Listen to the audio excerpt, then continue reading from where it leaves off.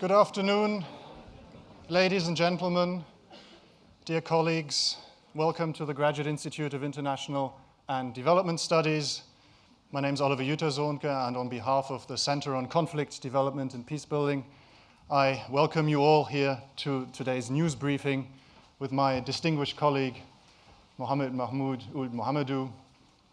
I don't think Mahmoud needs much of an introduction in these parts, particularly not in this building. He is, as you all know, adjunct professor in the history department. He is also a faculty associate of the CCDP, of course, and he's also deputy director and academic dean of the Geneva Center for Security Policy over in Petal 4. He has already had a long and distinguished career, which I'll let you read up upon yourself. He is also visiting professor at Sciences Po Paris and has various other hats as well. But for our purposes here today, what is important is that perhaps the expert we have in these parts on transnational terrorism and especially on ISIS, and that is indeed what he will talk about today. So without further ado, I will give him the floor. He will talk for about 20-25 minutes, and that will give us a succinct 30-35 minutes for Q&A with you. And the event will then terminate, will stop promptly at 1:30. So thank you all for showing up in all these numbers. This is fabulous to see.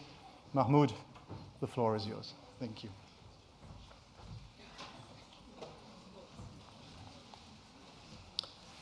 Thank you very much, Oliver. Thank you for your very kind introduction. I'd like to start by thanking the Institute and the CCDP. And I'd like to thank you all for taking the time to join us today for this discussion. It's very much appreciated, and I hope that we will have a good exchange afterwards. I'm happy to share with you some insights fundamentally on the question of where and what the entity known as the Islamic State has been and what it has been doing over the past 17 months. This is not meant so much to understand the full phenomenon of the Islamic State itself, the revolutionary phenomenon that it has come to constitute, and the manifold issues associated with that. 90 minutes, 60 minutes, that's what we have. 60 minutes is certainly not enough to do that. But, and maybe some of these questions can come in the Q&A, and that's why we will reserve at least half the time for this. But the purpose, and this is really the specific focus of this discussion today, is to try to understand where it has been over the past year and a half, essentially, as such. I'll try to do this, as Oliver has said, over 20-25 minutes, highlighting a few key pointers, and then taking this discussion forward with you. So, in a 29-minute video posted on June 12th of this year, and entitled A Year Upon the Conquest, the Islamic State celebrated the one-year anniversary of the takeover on June 9 and 10th of Mosul, the second biggest city in Iraq after Baghdad, with a population of approximately 1.5 million, counting all of its suburbs. In that video, depicting the different phases through which a group of about 1,500 to 2,000 men from the Islamic State overran a force of 52,000 Iraqi army force stationed in and around Mosul, which fled the city, and footage is available. The step-by-step video was itself an indication of the turning point that the Battle of Mosul, as it will come to pass, had come to constitute in the story, or the imagined story, or the presented story, but certainly factually for us, the story of the Islamic State, since the group had emerged in its penultimate configuration as the Islamic State in Syria and Iraq in April 2014. So the proverbial day after Mosul came then for ISIS under the theme of the management of victory. Maybe even an unexpected one for ISIS. 17 months later, we can here today ask, what has this entity been doing since this conspicuously key event as such? The picture is complex, and I must insist on this, ladies and gentlemen. The issues are multifaceted. The actors involved are themselves manifold, not just the entity itself. And all projections, as of today, tentative. But I will submit to you that three main conclusions can be temporarily drawn at this stage for the purposes of informing analysis. Over the past year and a half, taking a step back and looking at what we have, the scene as it looks to us, by and large, I submit to you that ISIS has been doing these three things: holding ground, developing resilience in a number of ways, and expanding fronts. Now, of course, before these three developments that we could observe, as I said, over the past year and a half took place, we must recall that ISIS itself had led on equally consequential actions taken in the period leading up to the fall of Mosul as such. And so it's important to register, again, what led to that, what took place in the period, as it were, before Mosul. What was the momentum leading up to that? In that momentum, in that phase, three things materialized that we can identify, as you can see them here. First of all, working to plan change actively, as it has been all the time. This is a most proactive entity, if ever there was one, using opportunities as they materialize, most certainly the situation in Iraq since 2003, but more recently the situation in Syria as such. And of course, building momentum all the time, militarily, strategically, tactically, as we will see in a minute. As I said, we don't have the time to reconstitute the complex genealogy, and it is important, fascinating, and important one of ISIS, but the sequence of events that led to where we are today, or rather where they were before Mosul here, is particularly important.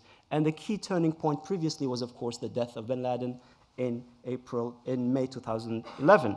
Now, between May 2011, as we were all celebrating that phase and thinking that Al-Qaeda, which had long dominated transnational terrorism, indeed over the past 15 years, was going to end, we had little thought that what was being born in effect, and in that key phase between 2011 and April 2013, under the leadership now of a tougher, more street-oriented thug type Abu Bakr al-Baghdadi, rather than the politically oriented religious figure of bin Laden, that this entity was moving not only to reactivate that plan, but to move with greater ambition and with better planning and more consequential results above and beyond the insurgency that we had observed in Iraq in 2003 and 2006. So it starts very much with Abu Mus'ab al-Zarqawi here, who, of course, at this, during that phase, leads up this development of what we see happening in Iraq, as I said, as such. Over the 2 key years of 2004 to 2006, that entity that will become the Islamic State exists in an earlier configuration, Al-Qaeda in the land of Mesopotamia, Al-Qaeda in Iraq, and then, very interestingly and importantly, and that's already a telltale sign for us, as early as the day after the death of Zarqawi in 2006, Al-Qaeda in Iraq becomes the Islamic State. So the Islamic State in Iraq itself has been in effect present for a while. But the swiftness, the rapidity with which that project, which was the global project of bin Laden under the franchising system that is familiar to you by now, moves to be repackaged by an earlier Baghdadi, before the current one, into something as the Islamic State, emphasizing both the Iraqi identity, the state dimension, and of course the religious one, I think was a sign of things to come as such. What follows is a very interesting series of accelerated moments after 2011 in particular. Baghdadi, out of prison, turns around, who was imprisoned by the United States in Iraq for the latter part of the 2000s. Upon his release in 2010, turns and tells the people letting him go, "I will see you in New York." A very interesting statement. Already at that time, you could see somebody that has the vision of turning essentially into a planned campaign, as I said. And that is exactly what happens immediately after, with the series of prison breaks, the so-called breaking the walls, as ISIS calls it in its video, in which essentially Baghdadi goes to seek those military-type, experienced, tough guys that he needs to plan and put in motion this plan of his as such. And this takes place at that moment. What happens is the connection with the events in Syria. The Breaking the Walls campaign, which is an Iraqi situation, is then connected with the civil war that is fast deteriorating next door. This is the second element on which Zarqawi capitalizes, using an external, non-Iraqi, certainly Levantine, but non-Iraqi development that he could not have planned, the Arab Spring, the reaction of Assad, turning that into something that he could capitalize on. And from that moment, he moves to essentially make his plan, the Islamic State, happen as such. By April 2013, the merger that he announces, the Islamic State in Iraq and Syria / the Levant, the Sham, this is what gives us the acronym ISIS, is the first indication clearly that he has arrived in that sense, and that he's also sending a message, and I'll come back to this in a moment, to Al-Qaeda itself, the entity that had spun his own organization as such, in a sense conducting, as I called it, a coup on Al-Qaeda as such, saying, we're replacing, we're moving forward, this is a new page that we're turning as such. And within a year, as events accelerate both in Syria and Iraq, the move, the campaign onto Mosul, which is of course echoed by military operations next door in Syria, ends up with the fall of Mosul on June 11th of 2014, as I said. Was this fully planned by Baghdadi? Did he envision that the 2,000 men whom we see in this video in the early morning planning, going into battle, that this would succeed? We don't know. Maybe, maybe not. I doubt, however, that the extent of that victory was something that he had envisioned. And so, and this is my point, he and his group, of course, enter a phase of management of victory as such. What happens, therefore, after Mosul is important for us as a paradigm of understanding how what took place over the past 17 months follow both a plan, my first slide here, but also open the page of decision-making, essentially. Policy, planning, management at this level. And of course, the first decision is clearly an indication of further ambition. What takes place by the 29th of that month is that he dispatches his press representative to announce to the world on June 2011 that they're no longer the Islamic State in Iraq and Syria, which was a first regional move consequential, the first time that a franchise spun another franchise, shall we say, but that they are actually just the Islamic State. And that they are not only that, but are actually the Caliphate. It's quite an ambitious statement. I've said time and again that it's not only consequential, but in that sense, even though it's ludicrous in its planning of managing the Muslims of this world, it's actually consequential in terms of the ambition that we see.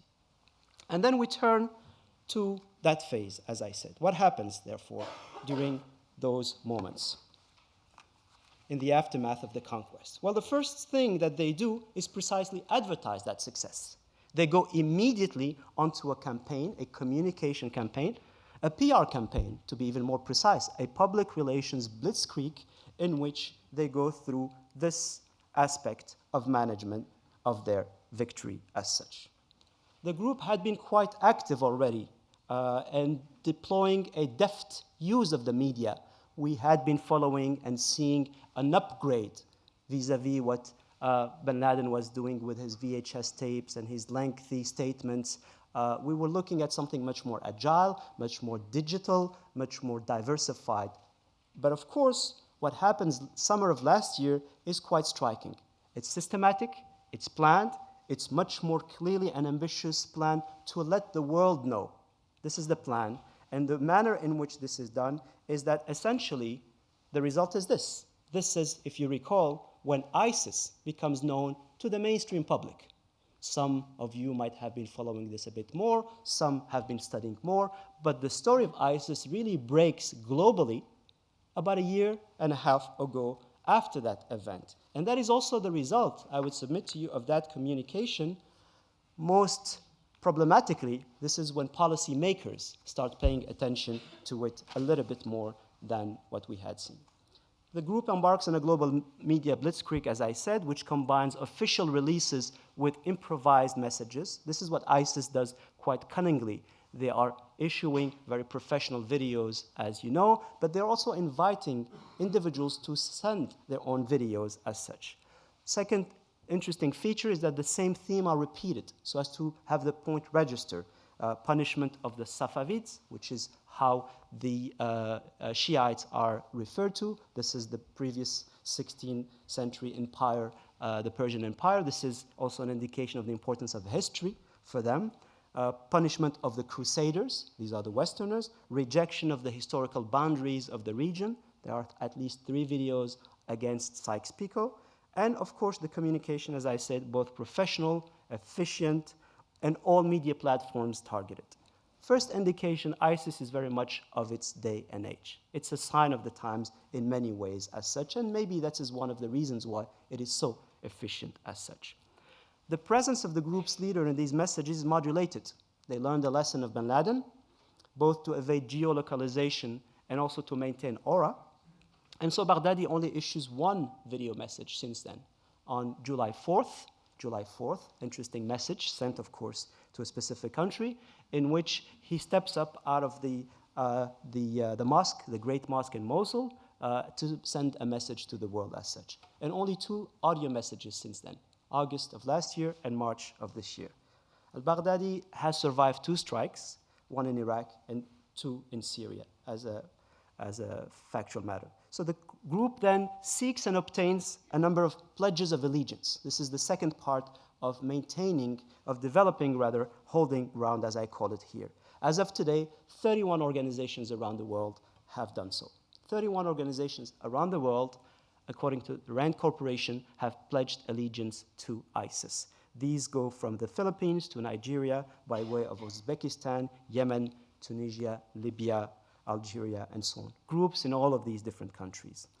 And on October 22nd, most recent pledge of allegiance, which is an interesting development, the chief ideologue of the Shabab entity in Somalia shifted his allegiances from the Shabab to the Islamic State. So we're seeing a first pattern there as such. Interestingly, in August, according to an entity known as the World PR Global Leadership Ranking, which ranks PR recognition around the world, the international brand recognition of the Islamic State had surpassed that of the Vatican, according to this entity. Vatican, we had 2,000-year advance on that, one might say. So seeking and obtaining allegiance was very much interesting. It meant addressing competition. And this is where the Al-Qaeda issue has to be addressed, has to be dealt with fundamentally in relation to the franchises. And so, as I said, what we see ISIS doing is sending a message of irrelevance, of obsolescence to bin Laden, or rather the Wahiri, who replaces bin Laden. What the group does as well is it continues to function very much on a combination of a political entity bent on power acquisition and informed by the different layers of the Iraqi and Syrian conflict, something important, we might want to go back to this, but it also equally ensures theological rationalization. At the end of the day, it is still an Islamist entity. It's playing out with that discourse. And so we see them alternating messages that are very much military, political statements about operations, say a harvest of operations, for instance, very little religious talk, with long monologue and statements about religion as such, to ensure in different ways that they are displacing Al-Qaeda, but they're also influencing the young and the youngest. The groups invest a lot during this phase in its army. President François Hollande spoke the other day of an army of terror. And in that, he was right. It's really an army that we see materializing, and I have some visuals for you soon. Regional commanders are appointed, reporting to a key senior structure, and troops are recognizable increasingly with their black fatigues, but there's also a series of different soldiery that we see materializing. This is interesting, this is important. They combine for us students of this an insurgency aspect, a militia type, but also a militarization of that, which we had not seen when we were talking about the transnational actors of Al-Qaeda, who were essentially individuals, think the Hamburg cell, moving around the world to conduct operations underground as such. And of course, finally, holding ground also meant proactively planning new operations. To hold that, you have to be proactive in that sense. And we see them launching two simultaneous operations, if you recall, about a year ago on both two fronts. One in the Zaidi area of Sinjar in Iraq, and one on the Kurdish-dominated area of Kobane near the border with Turkey. None of these, I submit to you, was strategically important to them, particularly at that stage. Why would they go and attack on these two fronts when they were supposed to focus on Mosul and maybe go down onto Baghdad, as the Baghdadis summer of last year were very much concerned, and there's plenty of reporting about that. I think that they also learned the lesson of bin Laden there, which was to spread the enemy onto key areas which were not necessarily important to them. They moved then, after this first phase, to do the second thing that I see emerging during this element, which is developing resilience. And this is the novelty. This is what Al-Qaeda did not do, because Al-Qaeda did not want to be a state, an Islamic state. It was Al-Qaeda, the base. The base of what? Maybe the base of the state, maybe the base of the jihad, maybe the base of combat.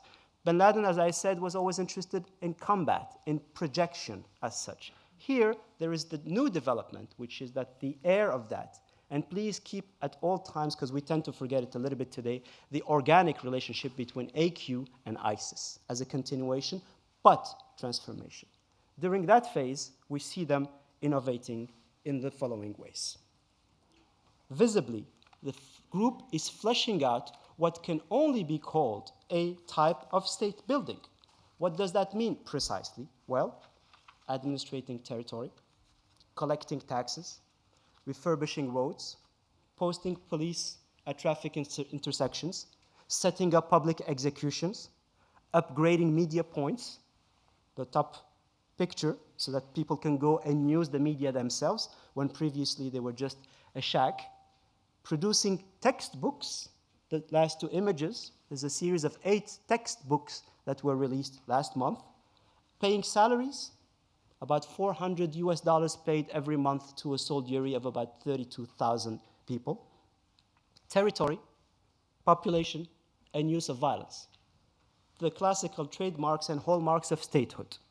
Again, statehood, quote unquote, but that's what they call themselves, and that's what we see them pursuing in this phase. So this activity, which is factually tantamount to state building, as I say, takes place over a territory of approximately 210,000 square kilometers, with over approximately, according to the ICRC, 10 million people more or less under their loose command. Keep in mind that the territory is also fluid. You have cities, 2 or 3 cities with 1, 2, 3 million, but you also have a lot of space in between, desert space, of which nonetheless they control the key roads as such. So we can more or less speak of that. None of this completely under control, some of it battled as such. Resilience comes also for the non-state armed group, which the state is, in the guise of the important number of volumes of weapons seized, the second picture there. The Islamic State has indeed acquired a very large amount of weapons, which mostly and quite ironically come from those very weapons which the United States had provided to the Iraqi Shiite troops of al-Maliki. And they display them. This is a display where you could clearly see on it property of the United States and so on. Small and heavy weapons, truck-mounted machine guns that we've seen in the pictures, portable surface-to-air missiles, man-pads, bomb-proof Humvees, a lot of important weaponry as such. There were 2 reports that we should keep in mind that they tried to fly planes in Syrian and Libyan airfields that had been captured. 2 times they tried to fly planes. The economic basis of the group, of course, is very much in the news these days, being discussed. It's equally solidified further during this phase, which witnesses a shift from small-scale financial support, the previous type of Gulf benefactors that we know, donations, Hawala system, and so on, to something much more on an industrial-scale economic base, with pirate oil sales, sale of antiquities, exploitation of wheat fields, routes controlled, as I said, banks held. If you hold these cities, you hold the banks in them, and all manner of black market practices. According to Rand again, ISIS generates today 1 to 3 million USD a day. The group has appointed a chief financial officer who is overseeing an annual budget and has a team of consumer protection agency with officers roaming the streets in Raqqa and Mosul to check if the prices are exactly what they had said. And last November of last year, it announced the creation of its own currency, using the old dinar as such. The group, of course, as you well know, has continued to welcome a large number of foreign fighters, including women, young girls here from the UK, high schoolers, I might add. The numbers vary, but we're looking at a number of somewhere between 5,000 to 6,000 out of the 32,000 so of the overall ISIS force. Foreign fighters come from 80 different countries, not just the Westerners that we see here or that we hear these days about in Paris. Spanning the world, in the videos we've seen people from Chile to China as such. The group has modulated the AQ franchise next, and we see them no longer thinking in terms of franchises, but in terms of provinces, wilayat in Arabic. And this is the other novelty. The franchises become referred to formally as the wilaya of Sinai for Egypt, the wilaya of West Africa for Boko Haram, and so on and so forth. As of today, in the formal configuration, it has 39 provinces that it lists as such. 12 in Iraq, 11 in Syria, 3 in Libya, 6 in Yemen, 2 in Saudi Arabia, and 2 in Asia, Pakistan, Afghanistan. All of this a construct, but all of this planned is my key message to you. And it falls under the theme, and it's important one, the one last item here, of this motto, this leitmotif that we see them repeating in chants in the videos, which is a Dawla al-Islamiyya baqiya, staying.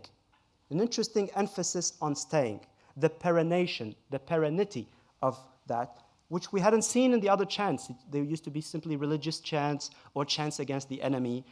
There is a clear sense that that's the message that they want to send to themselves as such. And the final dynamic that we see playing out here, and I submit to you it's the most recent one, in the most recent phase, is what I call here the expansion of the fronts, the widening of the platforms that we see playing out. The starting point here is that you could have seen ISIS up until the summer of this year focused on two aspects. The domestic management that I mentioned, right? The cities, the different places, and the regional attacks.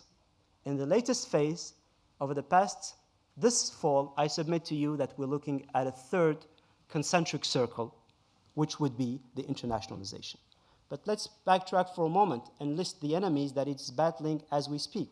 Iraq, Syria, Iran, Turkey, the United States, France, Russia, the United Kingdom, Saudi Arabia, Qatar, the Peshmergas, Hezbollah, two particularly powerful non-state armed groups, Islamist groups in Syria, notably al-Nusra, which is the AQ version, the Free Syrian Army, which is making a bit of a comeback, and the Badr militia in Iraq as such. So in facing all of these actors, the group has expanded by leveraging action, as I see it, on these three fronts: the domestic, the regional, and the international as such. The seizure of the cities that you could see here, and the second line is very important.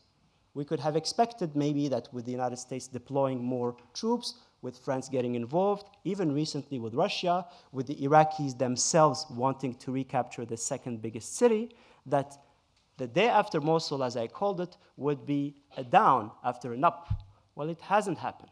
They have, last May, captured 2 cities in each one of these countries: Ramadi in Iraq and Palmyra in Syria, which they've added to the other cities that they mentioned. Some of them I don't mention, like Tal Afar, which is roughly about 1 million people as such. So as they do that, regionally, we see an expansion. And I must insist, as we hear and speak and think about Paris, what has taken place over the past weeks is also planned of this regionalization in the operations, in almost on a monthly basis. In February, in Libya; in March, in Yemen; in April, in Afghanistan; in May, in Saudi Arabia, attacks; Sousse in Tunisia on June 26, the biggest attack in the history of Tunisia, I must add; and in the Sinai recently, which was against Russia, which was the biggest mass casualty since 9/11. The downing of that plane 239, 240 is the biggest mass casualty since 9/11. Madrid was 200 people, London was 50 people, Paris is about 129 as of today. So it's important to see that the impact of that third circle as such. The strategic harvest is also working in different ways, because if you attack Russia in the Sinai, you're also weakening President Assisi as such, and his plan about counterterrorism, and all of that is planned. And what's the point of squeezing an attack on Hezbollah between Russia and Paris? In effect, to send a message, which was last Thursday of last week, the attack on 50 people get killed again. It's mind-blowing, and there's no sense in ranking the killed, but it's important to see that all of these attacks are particularly impactful. And finally, the last 2 points here is that they have also continued to inspire the so-called copycats, the individual attacks. Of course, the Kouachi brothers last January, and Koulibaly in Paris, but also other operations. Remember the Thalys train between Brussels and Paris, and the failed attack in Texas back in May as such. The last point is a modulation. Oh yes, this is what I wanted to show you. You see the militarization. The last one, the black baklavas, is more familiar to us now, but clearly you could see that they are ranking this as the Daily Mail, I think here, presents it. You can see a clear ranking of the different operators, from the basic trooper to the most elite troops as such. And this is an indication, as I said, of something that Al-Qaeda did not have. So you have borrowing from classical insurgency type. Guerrilla warfare has done this in the past, but building that into a transnational aspect. And if anything, this is really the key element, the merger, the hybridity at the core of ISIS. That which was done by Al-Qaeda, the transnational battle plan of bin Laden, with the statization and the militarization plan of this entity. And so we come to the conclusion of these opening remarks, in which over the past 17 months, and in spite of a lot of talk about the group being defeated or being weakened, nobody said they're being defeated. Well, I think one official said it, but some said they were weakened, that they were going back. I think that clinically we see an entity that is still proactive, has not experienced significant losses, has in effect de facto replaced Al-Qaeda. As a matter, I think, within the Islamist cosmogony, it's just about finished, has established operational projection power regionally and, of course, internationally, and most importantly, has continued to increasingly impact, not through its violence, which is the most immediate emotional aspect, but also through the larger impact on societies and states around the world. I thank you very much for your attention. Thank you. Thank you very much.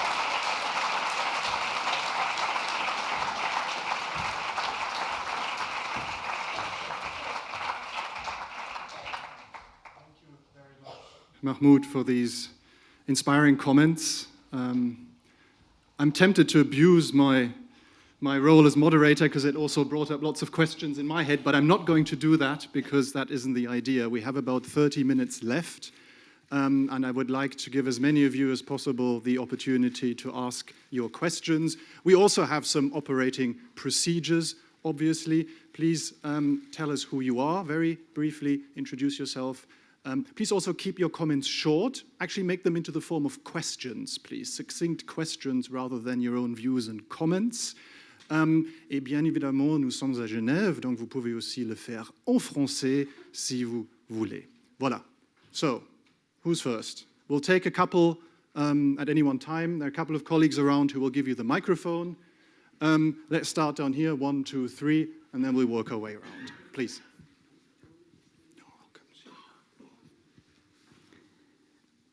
Hi, my name's Simon Bradley, journalist, Swiss Info. You referred several times saying all of this is planned. Could you maybe say a few words on who's planning it? Who's behind the planning? Thank you very much. Take the gentleman just behind. Oui, en français. Vous insistez sur le fait que ISIS n'est pas le successeur de Al-Qaïda, mais disons que, construit sur son héritage. N'avez-vous pas l'impression que ISIS est plutôt le successeur des mouvements sunnites qui voulaient se séparer de l'Irak pour créer leur propre État et qu'ils ont trouvé avec ISIS le moyen de réaliser leurs rêves? Merci beaucoup, monsieur. On prendra encore une troisième. Madame. Merci beaucoup. My name is Xin. I'm from China. I'm a journalist as well. I think the latest news that made headlines in China is the execution of a Chinese hostage, so together with a Norwegian one, and that is the first Chinese. So I would like to know, what do you think is the message or the motive behind this act? Are they doing it out of desperation, or do they want to attract more attention in China? This is the first. Secondly, how do you comment the role of social media, especially Twitter, Facebook, Instagram, on the facilitation without, of course, not voluntarily, but they helped kind of spread the message of ISIS? Thank you. Thank you very much, Madame. Mahmoud? Thank you for these three excellent questions. On the gentleman, on the planning, I think that there's two elements that can help us reach that conclusion.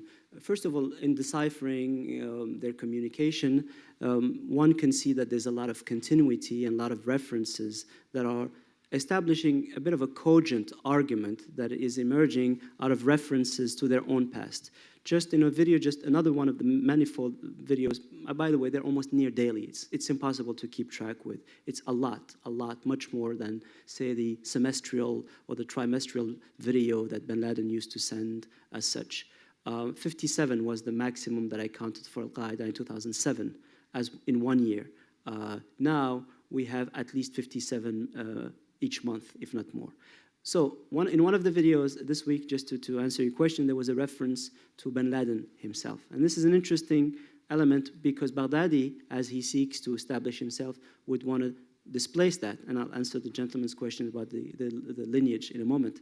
But that reference is an indication that in the psyche, in the narrative, the imagined narrative in all of this, there is a sense of a saga, a story in the making, and therefore that points us to a notion of planning in that sense of something that is moving from one phase to the other. The other element that is a little bit more operational is Baghdadi himself, as I said. Baghdadi clearly, there's a key moment in 2010, 2011, where you see in the manner in which he subsequently refers to the breaking the walls, that ex post facto presentation of the fact is indicative of the fact that this is meant to do that. Why would he go out and get these tough guys, as I said, which are battle-hardened, now tortured people coming out of jail with vengeance on their mind, ruthlessness, and so on, plus being themselves, as I said, not only terrorists, but thugs and criminals oftentimes? That is where he sees where he needs to actually go and tap into that, as opposed to the youngster who's simply not able to do the kind of things we've seen. Manning checkpoints, controlling cities, breaking into prisons, battling military, US-trained military, resisting to aerial bombardment on a daily basis.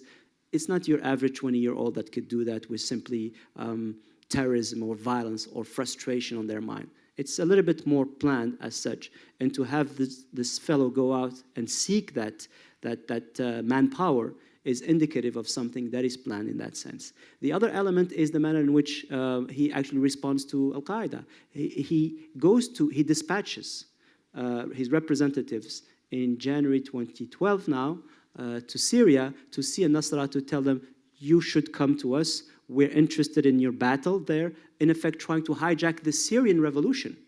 And in effect, other reasons, Syria being so complex, but he manages to do that and put Nusra on the defensive. And Nusra finds itself most of 2013 battling both Assad and, of course, ISIS as such. So in that sense, we can see the elements of that. It's not a master plan that is concocted in a conspiratorial way as such, but it is something that we can see emerging as a pretty planned puzzle in the making as such. Oui, la question de monsieur sur les sunnites. Oui, tout à fait. Je vous remercie d'ailleurs d'avoir précisé ça, parce que j'ai oublié dans ma présentation d'indiquer un point relatif à ceci, qui est la présence dans ISIS des restes du régime de Saddam Hussein. Et ceci explique encore plus la capacité de cette soldatesque. On a au sein aujourd'hui de l'État islamique différentes populations. Vous avez ces jeunes dont je parlais, vous avez ces criminels, mais il y a également, et là, plusieurs éléments, une enquête très élaborée de Der Spiegel il y a quelques mois le démontrait, il y a les restes de ce qui fut, si vous vous en souvenez, la garde républicaine de Saddam Hussein, cette force qui était à l'époque de sa superbe et de son organisation qui était sortie de la guerre contre l'Iran et qui avait combattu brièvement, mais combattu tout de même contre les États-Unis à 2 reprises, en 91 et en 2003. Ce groupe de gens qui sont maintenant dans la cinquantaine, beaucoup plus expérimentés, c'est en eux que je vois le secret de cette organisation, cette capacité de militarisation d'une organisation et leur encadrement de ceci. Ils sont effectivement tous sunnites, ils ont une revanche à prendre sur les chiites, ils ont fait une alliance avec les tribus, vous avez entièrement raison, des tribus sunnites qui ont maintenant une revanche à prendre sur le Premier ministre al-Maliki, de manière générale le pouvoir chiite à Bagdad depuis 2003. Et cette alliance, en cette alliance réside aussi un élément important. Ceci dit, je pense que cette alliance, parce qu'on en parle souvent, et je profite pour ajouter ce point, elle me semble tactique et limitée dans le temps. Le projet de ISIS est un projet terroriste, qui est donc condamné à terme. Bien, même avec toute cette résilience dont j'ai parlé, il est condamné à terme. Et je pourrais m'expliquer là-dessus. Mais les tribus sunnites irakiennes ont toujours été là, elles seront toujours là. Ce sont ces tribus qui ont combattu les Britanniques dans les années 20, etc., etc. Donc il y a une alliance tactique qui vient d'une forme de désaveu des Américains à partir de 2007, la fameuse campagne d'organisation avec les tribus, etc., dont vous connaissez bien entendu l'ampleur. Donc on a une alliance tactique, l'ennemi de mon ennemi, type of logic, mais au bout du terme, ça sera quelque chose qui, je pense, dès que l'État islamique deviendra un peu trop insistant, violent avec ces groupes, cherchera à prendre leurs filles ou leurs femmes ou leur fortune, il y aura une rébellion qui, je crois, se matérialisera. Mrs. Sheen, thank you for your question. Yes, thank you for reminding us. There has been 3 hostages of Asia that have been killed. The most recent are the ones you mentioned, of course, China, but remember also the Japanese fellow a few months ago. That I put in the category of ISIS essentially seeking funds there. There is no political issue with Asia, certainly not Japan, China. There is 1 or 2 cases where you see them clearly moving on the sense of this is a hostage, you have to pay, if you don't pay, they get killed. It's terrorizing, clearly. This is terror at its core, right? But it's also a way of getting resources fundamentally, on top of everything else they're doing. And unfortunately, the prices for these hostages are pretty high on the market these days internationally. We're talking millions and millions of US dollars as such. And if they feel, in this case, that there hasn't been action, as was the case with the Japanese, as was the case with the Japanese back in the 2006, also with Zarqawi, who's really the matrix for all of this, then they go ahead and conduct this violence as such. But you're absolutely right. It is part of. It's another realm we can add to that. But I see that in more on the purely criminal, finance-oriented activities of the group. Thank you very much, Mahmoud. Coming actually back to the Sunni elements, and you were talking about the presidential guard. Often we hear about the Ba'athist party structures, particularly in Iraq. Are they some that that are still coming out of the holes now, so to speak, to be of use to ISIS as such? Perhaps we can touch upon the Ba'ath party structure a little bit as well. Now, moving back on. Yes, sir. Over here, please wait for a microphone, and I'm also going to move to the back. Thank you, Mahmoud. When you speak about the phase of management, I think ISIS succeeded in jumping from defense to attack phase. And now, what is next? Who is going to defeat ISIS and how? do you believe is the emerging alliances which emerged when 2-3 days ago between France, Russia, Turkey, United States, can they succeed? And is it by ground troops or by other means? Thank you. Thank you, sir. There was some in the back. Let's move over to the other side. So yes, the lady fourth from the corridor there. Thank you, Johanna Schifakina, first-year student here at the Institute. And I was just wondering, you touched upon the financial resources of ISIS, and since the G20 just decided to, or as one of its policies, to cut the financial resources, I was just wondering, what is your opinion on that, and how would that even be plausible or manageable? Thanks very much. One more. The lady in the second row with the glasses. There you go. Thank you. I'm also a student of the Graduate Institute, and I would like to know your opinion. Are we able to call ISIS a state nowadays? I mean, of course, politically, we would never recognize them, but they are actually in control of territory, population, and the government. So I would like to hear your opinion on that. Thank you. Brilliant. Thank you very much. Mahmoud. Thank you, and I'll try to be brief this time so we can have a bit more questions. Yes, I think the Ba'ath Party legacy is absolutely key, Oliver, you're right. It's more purely the military operators than the political officials that, in effect, had to be in Saddam Hussein's party. Everybody had to. This is an authoritarian state. And so we find less of a consequential engagement on that front. Having said that, I do think that the fact that combined with the tribal frustration, the Sunni element writ large, both politically, tribal, and societal as a whole. I think this is really what ISIS managed to tap in, and that alliance explained the fall of Mosul, for instance, as such. What's next, Ambassador? I don't know. I wouldn't presume to know. But we can see patterns. We can make projections. The military response being prepared, I don't think will solve the issue. We have evidence, we can see that. It might be tactically pushing back. But frankly, what's new since last year? Maybe France is conducting more operations since last Friday of last week, but we haven't seen any fundamental transformation on that. And if you were to ask me, as you could, about ground troops, which would make a difference, but ground troops, then we have to turn and think about Iraq 2003, Afghanistan since 2001, and we know where that is going. It's a very difficult, remember what I said, difficult, complex, and something that we have to wrap our minds around as a real challenge of our days. What I do believe, since I did say that it's doomed down the road, is that it's an entity that, for all of its claim on statehood, and I'll come back to that, is a terrorist group. And in so doing, the very medium they're using is not resilient as such. It's based on fear. And people will become alienated, as they have in other places around the world. So I see that more with organized, lasting entities, such as tribes, such as political actors, such as people in the cities. What makes it easy for them is that they are welcomed with children running into their hands in that video that I mentioned. This is striking. But soon enough, an army of liberation becomes an army of occupation.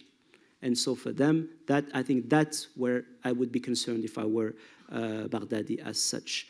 On the financial aspect, yes, I think that it's going to be limited in the sense that we don't see ISIS essentially using the structures of international finance. They can't do that. The SWIFT system has been completely revamped since 9/11. There's traceability, there's compliance. It's not easy for them to follow that as such. I think they're fundamentally working on pirate black market, large-scale big black market. Ships docking off the Mediterranean somewhere and oil barrels sold as 3 times less. It's going to give you that 1 million that the numbers give us. But they're not tapping into the financial system, and that limits whatever strategy G20 has there as such, but it also limits how far they can go. And maybe that's why they also need to make a buck by killing a hostage, as we were saying, as such. Statehood is absolutely it's a matter of perception. As you correctly say, I'm looking, I don't see if you could raise your hand, thank you. it's a matter of perception in the sense that statehood, as you rightly say, they will not become a state, they will not be recognized in the region, internationally. Sovereignty is not something that they can envisage. However, the practice of statehood has historically been one as described. And if they maintain what I just showed you over 200 years, then we'll have to call them a state regardless. But hopefully they won't make it to those 200 years. But it is very much something that we have now to feed into this discussion. The discussion today in the media and all of the talking heads are about the terrorism, the violence, they're attacking the values, all of that. This is fine, but we've been there. We've heard this since 9/11. I think what we have to, I really believe that we have to upgrade our understanding, lest we replay the game all the time, every time there's something. So last year, Boko Haram, before that, Qaeda and Islamic Maghreb, before that, AQ, now it's ISIS. 2 years it'd be something else. Here, we have an entity that is changing the game for now. For now, I insist. Maybe we can meet a year from now, and the story will be completely different. Baghdadi killed, story ended, countries back in control, possibly. But what I'm saying at this stage, observing this, the three dynamics that I mentioned is what has been played, and it looks like it's planned, and it looks like for now it's working for them as such. Thank you very much, Mahmoud. We have some more time for a few more questions. Let's go back to this side here. Yeah, Achim, can we have a microphone down here, please? And then we'll move our way around this curve here. Thank you very much. Achim Wemmer from the Graduate Institute and the Geneva Peacebuilding Platform. For those of us who studied insurgents and armed groups, what you've described is really very regular. It's a group who is organizing itself to confront different strategic challenges. Now, a lot of the policy emphasis has focused on military campaigns, direct engagement, funding different rebel groups to fight against ISIS. Now, if we may think about what at present may seem unthinkable, to have a transformation approach to ISIS, to think about transforming that insurgency into something that becomes more palatable and perhaps a more regular insurgency that you can dialogue and negotiate with. Now, where would you be your entry points? Where would be the points that ISIS may have to get rid of strategically? You described it as a strategically thinking organization. If they realize that terrorism or very brutal attacks are no longer in their strategic interest, perhaps they may change. Where are the entry points? Thank you, Achim, for those complicated questions, as usual. The lady just behind. Sorry. Hi, Lara Constant. I work in Maison de la Paix here. I have two quick questions. Thanks for touching on the Ba'athist and the Republican Guard, because that's a very puzzling issue, I find. My question is, have you seen maybe the op-ed published by Olivier Roy in the New York Times? And what's your opinion on what he's saying about ISIS basically has sort of like, right now it cannot really expand any further. Okay, it got Palmyra, you're correct, yeah. But it's not going to take over Idlib tomorrow, you know? So it's brushing up against the limits of its natural expansion. It's not taking over any more Kurdish territory in Syria, and so on. And the way that it's using these terror attacks in Paris, you can argue, as he does, you know, is that a valid point of view, that they don't have an air force yet, but they can strike like this, yeah, for sure. And my other question is a bit more difficult to articulate. It's what do you think about this notion of the caliphate and the emotional appeal was told very often that it may have for many Muslims around the world. It's very difficult to know what to think about that, whether that has any validity. And because we're talking about very, very different people here. If you think about Iraq, which some people might argue has been a country that's, you know, American policy might have gone the way of partition almost. And then you have these people who want to unite these huge expanses of land into something that has real sovereignty, you know. I'm just wondering what your comments might be. Sorry for being long. Oh, that's good. We like complicated questions. We said that before. Good. We take one more. Yes, the gentleman in the red jumper.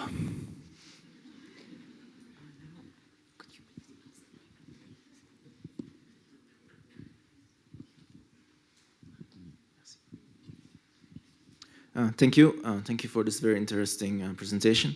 My name is Eran Bashar. I'm a student at the University of Geneva. My question would touch on the roles played by the states in the Gulf, specifically Saudi Arabia, Qatar, and the United Arab Emirates. How implicated are the governments of these countries, or how implicated are specific groups or individuals in these countries? And what is being done, or what can be done to stop financement coming from these places? Because it is pretty clear that ISIS would not be where it is today if there has been no support, financially especially, from these countries. And a second quick question about the ideology that this group has, about the Wahhabism, the Wahhabi Islam. So this is also, interestingly, another import from Saudi Arabia. So how can one stop the spread of this ideology? Is there something that you would suggest for governments around the world to do to limit Saudi implication in the Middle East, but also America, Europe, Asia, etc.? Thank you. Thank you very much. Shall we take one more? I'm going to take one last question from this side of the... Yeah. You, Madam, you had your hand up first. Sorry, you weren't quick enough. Can we have a microphone for the ladies in the front? Yeah. Sorry. Catherine Fiancamp-Bokonga, journaliste France 24. Ma question est concernant justement les différents groupes qui ont fait allégeance à ISIS. Quel est leur rôle, d'après vous, dans le système? Comment est-ce que vous voyez ça? Est-ce qu'ils sont indépendants? Est-ce qu'il y a des liens qui existent? Est-ce qu'il y a des ordres qui sont donnés? Et comment voyez-vous l'évolution sur les différents terrains? Merci beaucoup, Madame. Thank you very much. Thank you for these excellent questions. These are really all the issues at the heart of what we're looking at. I'll try to address. Achim, yes, it's classical, and this is my point about hybridity. They're borrowing from classical insurgency, guerrilla warfare. It's very interesting to see, as I said, the different fatigues that they are setting up for an entity which did not necessarily have. So they're going and doing this, which is an indication that there's a certain military mindset. You need to separate different groups of people. You need to have orders circulating, planning, all of that. I think that's an important component. That classical, transnational aspect is something that is innovated on. It's not absolutely, there's nothing completely new in all of this, and I think we understand. But it's new in the sense that they're building up on something which was of a different nature. Bin Laden, the fluidity, the transnationality, the shipping, the combat elsewhere. Here they're doing both. They have these guys, they control the cities, but they're also inspiring the Qurayshis of this world, and they're also dispatching the Paris commandos of this world. There's these three levels that I mentioned as such. Transformational, if you're looking at exits out of conflict, is you start this discussion that you have, which, as you know, is a difficult and controversial question. Negotiating is rationalizing, is legitimizing. Most people will tell you that is an issue. Other groups of people tell you you need to engage at some point. It's a matter of choice. It's a policy, prerogative that any government can have. And there's different layers, from mediation, which Switzerland does with regular groups, to things that are a little bit more out where people engage with. Are they beyond the pale? Most people will say yes. Do they want to negotiate is another issue as such. What I will say, I'd say two things about that. I'd say even within this cosmogony of AQ ISIS, they're pretty radical, because in the early days, Bin Laden had more of a political discourse. Speeches too, messages too, stop this, stop doing that, stop supporting the dictatorial Arab regimes, stop the occupation of Palestine, stop the troops in Saudi Arabia. These were political messages. Agree, disagree, but they're political. Now you're hearing something different from Mosul and Raqqa, and that's important as such. But that's the discussion that some of these sectors should have with all of the provisos that I mentioned as such. Miss, thank you for your question. Now, yes, I saw the piece by my good friend Olivier. If I had time, I would write an op-ed responding saying, no, I don't think they are the limit. I think they might produce something worse. It's my sense. In fact, they're already saying that, the message on Washington 2 days ago. So my sense is that we're seeing quite a successful harvest, but it will be a mistake tactically to read this as the maximum. frankly, I don't see the signs of anything going down. I mean, we'd like to see this. Policymakers are saying this, but show me a factual, and I'd like to stay in this conversation on the clinical, as I said, examination of this. Show me a palpable indication that they're going down. I forget the last line in my speech, which is, and Mosul has not been taken back.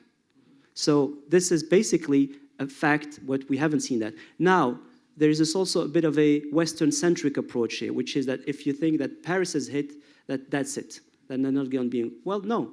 You're seeing that other sectors might be impacted in equally important ways. In Asia, the big talk is the people that have been killed. By the time you get to Tunis and Yemen, where 200 people were killed in a mosque in April, the discussion is about that impact as such. So I don't see any evidence that that's slowing down. It may well be the case, but the patterns show me that they will continue to indicate. And what fuels it is certainly the opposition for them militarily, for one thing, as such. The Caliphate, your question is very good, in fact, about the validity of it. Well, validity, appeal, none. For the Muslims of this world, it's risible. Any statement by these guys is absolute. It's not Islamic. I don't need to belabor that. It's not credible. It's illegitimate. And all of that is to be dismissed. It's consequential because it gives a bad image of the religion. It gives a bad image of the people. And that's a problem for most Muslims and Arabs. But the message itself carries no weight.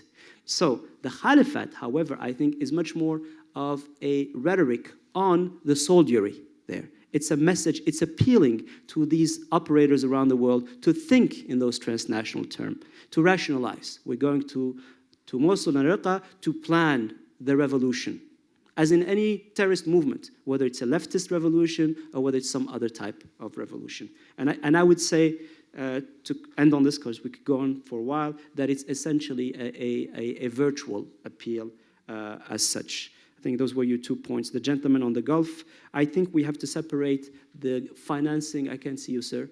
Thank you. Thank you. It's a very important question. Most undeniably, ISIS and other groups, for that matter, in Syria have received a lot of support coming from that region. But we have to separate the governments that are themselves fighting and battling that now from actual benefactors, as I call them, which are traceable. Saudi Arabia has been hit 3 times in May. Saudi Arabia has created a special force to battle these guys. Saudi Arabia has built a wall between itself and Iraq.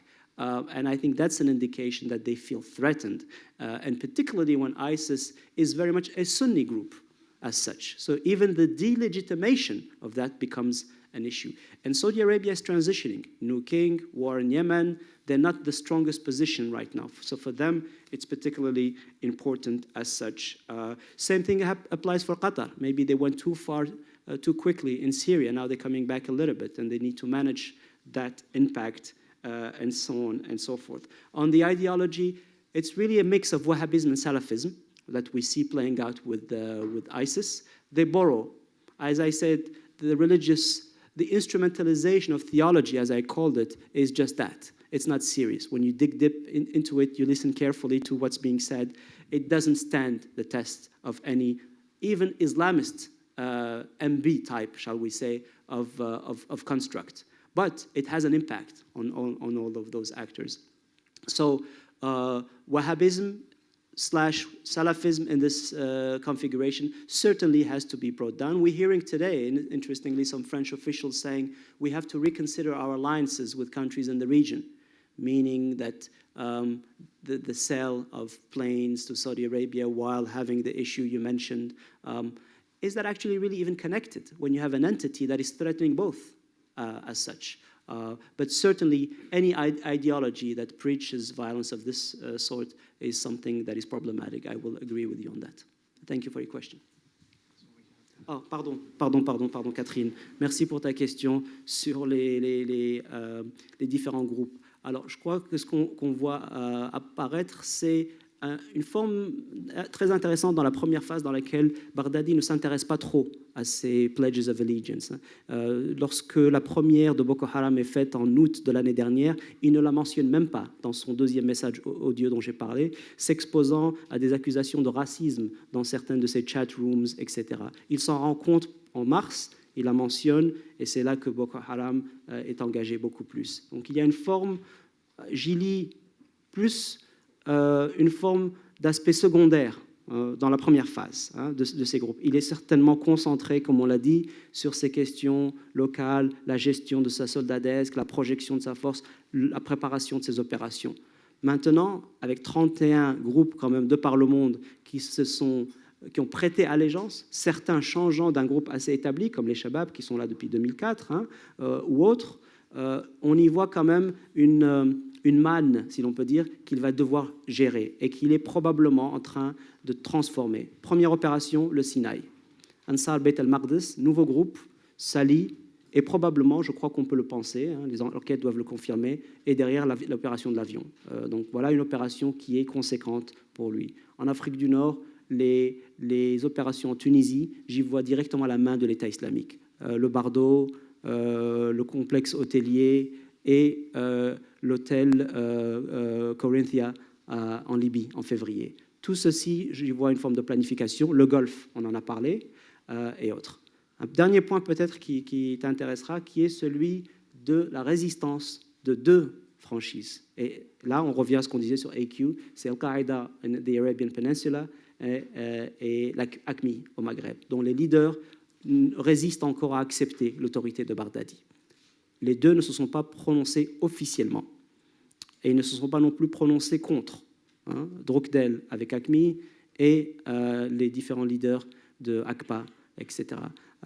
C'est une forme de compétition au sein. Ils sont peut-être jaloux que l'une des franchises soit devenue la grande version, là où leur propre franchise était considérée assez létale il y a 2 ans. Voilà ce que je peux dire sur ce sujet. Merci. Thank you very much, Mahmoud. Ladies and gentlemen, I'm afraid we have run out of time for today. I'm sure we could have continued this discussion for a long time, and hopefully there will be other opportunities to do so.